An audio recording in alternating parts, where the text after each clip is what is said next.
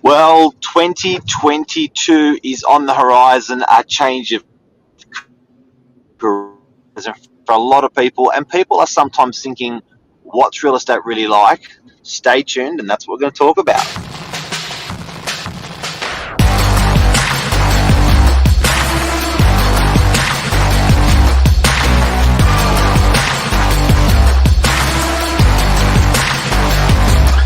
I'm the ringleader, so listen up.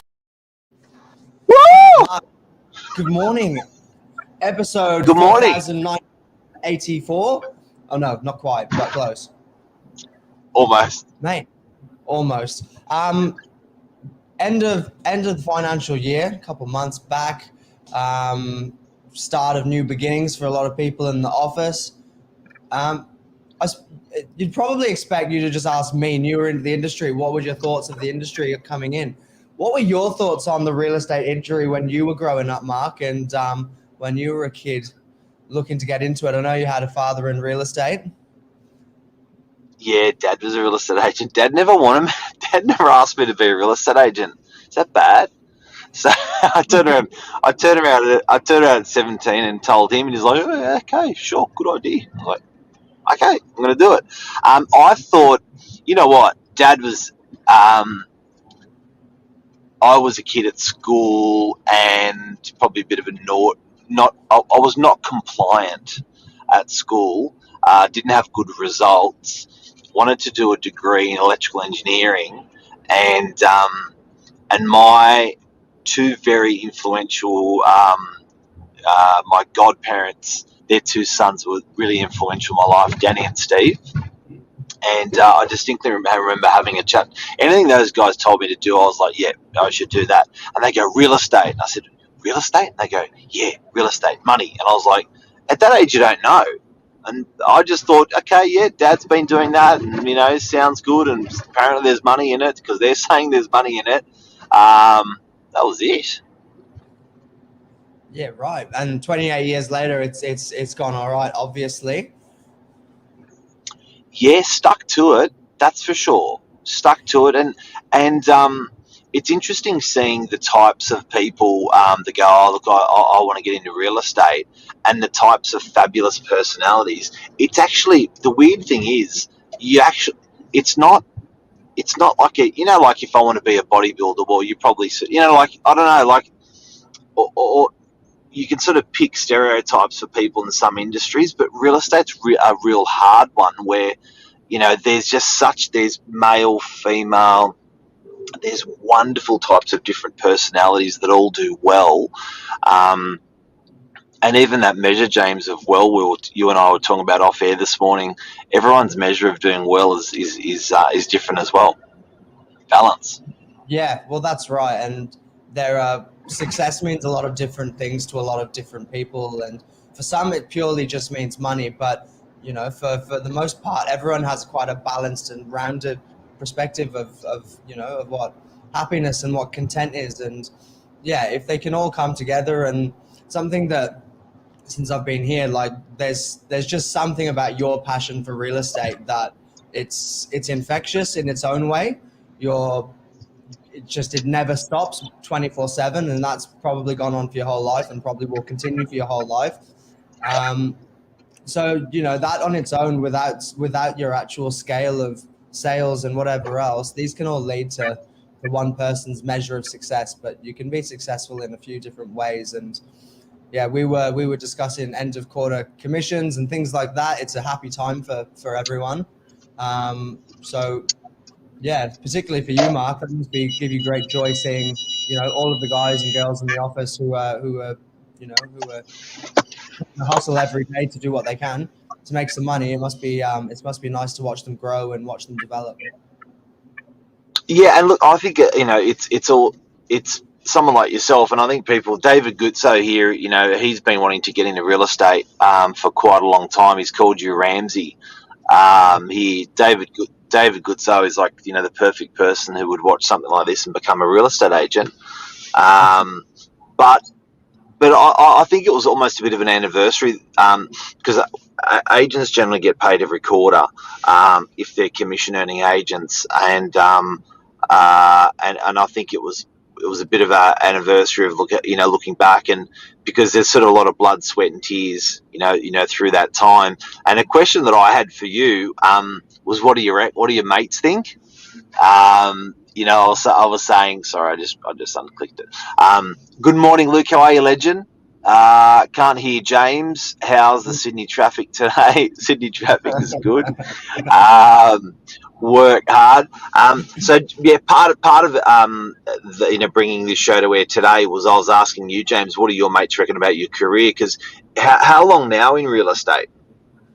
Where are we? End of October. It's like just under 2 years. 2 years. And what do your mates reckon about your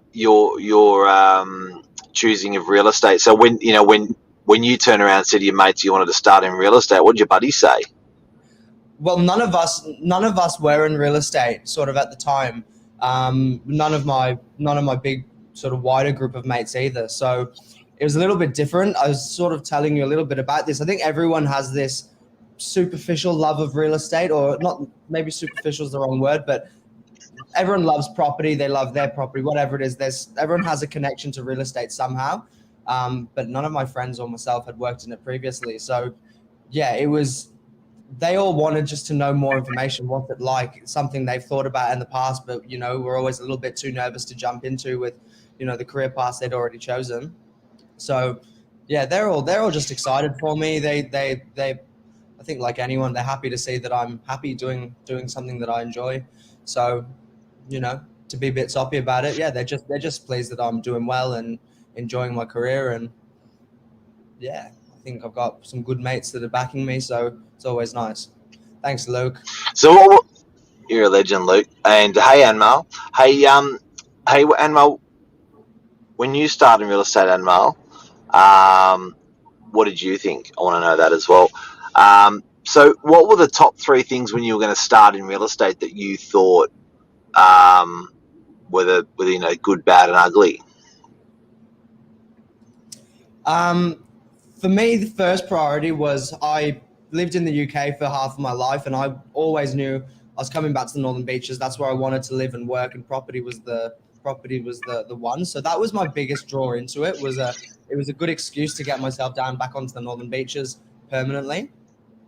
Top 3 things were, obviously, you hear about real estate agents making money. There's no glass ceiling in real estate, so I think it was a nice incentive that the harder you work, the more that you can potentially make in the future. So there is that side of remuneration, that if you're good at what you do, that you can earn good money. And there are real estate agents that earn more than doctors and dentists. It's very special when you're good at what you do, but you have to be in that top couple of percent to be there.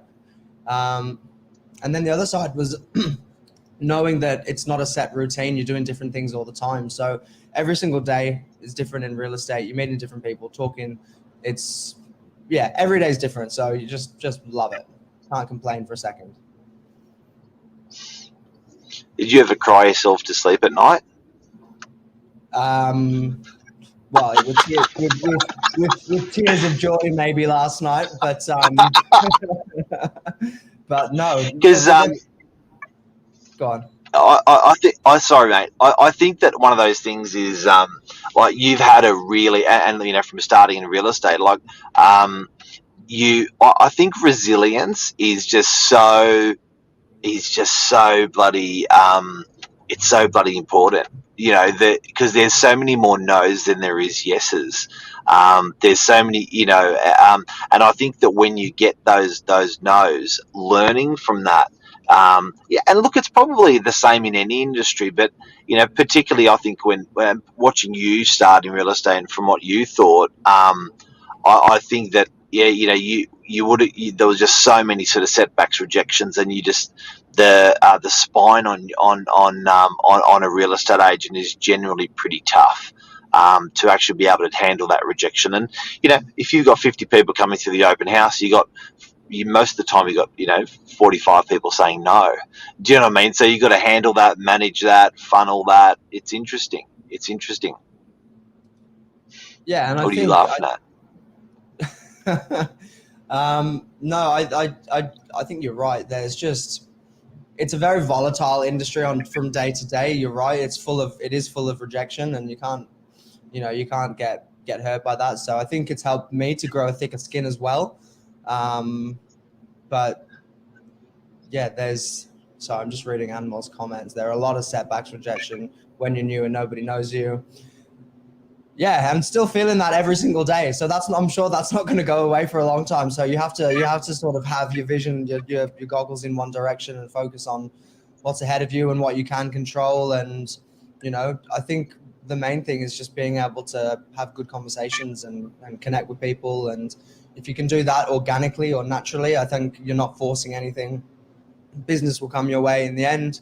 I'd love more business to come my way and make it happen now, but it'll happen. It's a marathon, not a sprint, as we said this morning, Mark. It's we're all running our own race, aren't we? At the end of the day.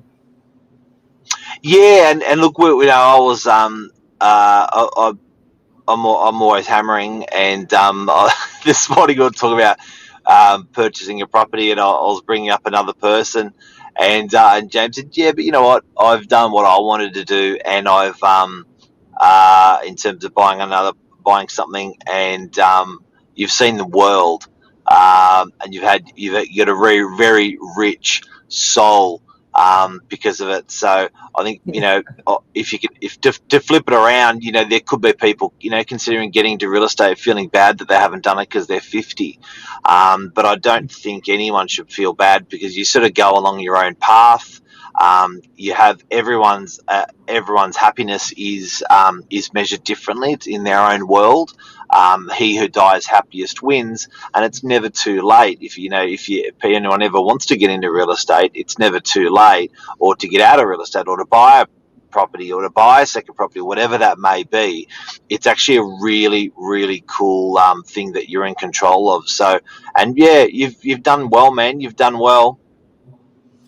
Thanks. Yeah, it's been a bumpy ride, but mate, it's been a pleasure, and I've enjoyed it the whole way ever since day one. So yeah, onwards and upwards, more to come, more successes for the future. You got 70 years of this. That's an exciting proposition, though, Luke. That's the good part about it. It's not something where like you can go forever in this industry. Ramsey, just beautiful, mate. Gutso's So David, he's going to let me David Gutso, he will. Last night I was doing an appraisal for him. He was sending me videos of his backyard. If you ever need your lawns done on the northern beaches, David Gutso is the most amazing ride-on lawnmower, and he'll also grind your tree stump very well, very well. Mate, that's a bit of a circle around when we started in real estate, what we thought and what others thought, family and friends, and certainly look, sometimes, James, you don't even know why you get into stuff. You just end up there, and I think that's probably it's probably a bit fickle, and probably not a lot of people like to admit that. I wanted to get in because. But certainly my start wanting to get into real estate, and I feel sorry for 17, 18-year-olds.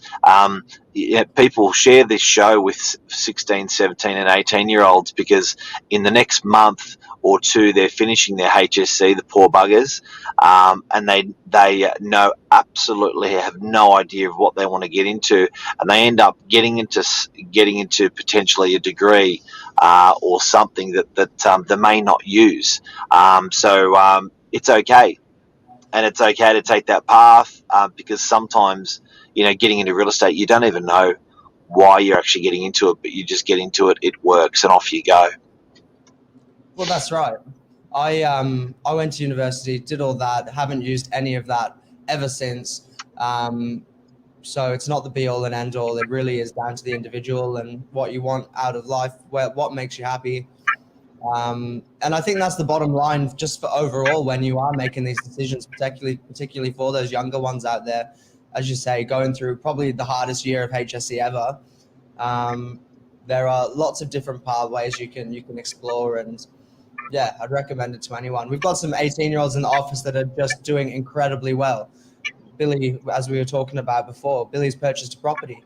It's special stuff that you don't really think is possible. It sounds like urban myth to be able to buy a property on the northern beaches before the age of 30, but there are ways around it, and you get some inside secrets along the way. Absolutely. And Mel says she got in because she did it by. I got into because I was made to do it by my hubby.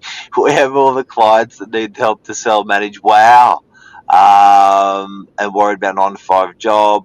With it. Wow, that's cool. So, and Mel, your hubby's people don't know, he's a mortgage broker there, and he was saying you should get into it, and you did. And a bit of a band-aid rip, one industry to another, jumping in the deep end, no experience. Yeah, wow. You know what? There's no better way. There's no better way. But that's Yeah, a show. that's a wrap, I think. Happy Friday. Blue skies again Happy today. Friday, everyone. Blue skies again. I think it's 8 weeks to. I think we've got about 8 weeks to Christmas. Yeah, I heard Christmas music in the shops the other day. That was that was scary. And Oh, that's gold. yeah, so no, thank you everybody. We'll see you next time. See you next time. Love ya. See ya. Bye. Oh, Jane, on the